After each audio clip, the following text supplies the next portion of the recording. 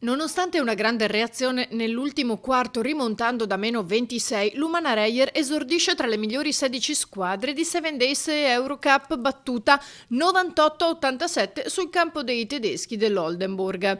Assente Bruno Cerella, operato domenica in artroscopia al ginocchio destro e atteso per la Final 8 di Coppa Italia.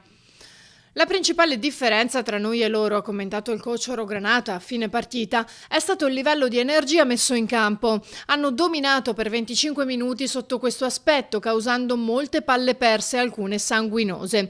Voglio congratularmi con i miei giocatori, continua De Raffaele, che hanno concluso la partita in campo nel quarto periodo. Abbiamo giocato piccoli, ma abbiamo messo in campo energia, idee e cuore. Questi sono valori, ha concluso, con cui dobbiamo giocare e deve essere un segnale per tutti, perché sono qualità più importanti degli aspetti tecnici. Dobbiamo imparare la lezione perché questo è sempre stato il mio e il nostro DNA e da questo non si prescinde.